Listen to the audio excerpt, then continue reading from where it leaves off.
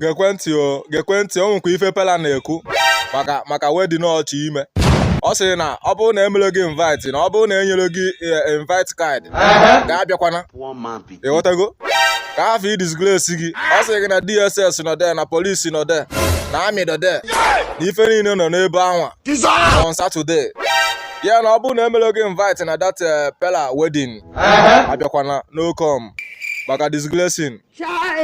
So mana ọ bụrụ na ị na-abịa jidekwe your card n'aka. Ịghọtago? VIP 1 million. Ọ bụrụ na eche nọ na VIP.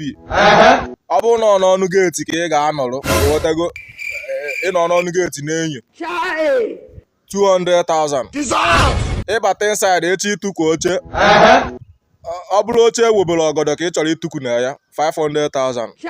Ọ bụrụ nke ewochiri ọgọdọ daịza oche a na-ewebeghị ọgọdọ a na-emeghe decoration na ya 50,000. So were ọsọ were ije bịaba. Ịghọtago?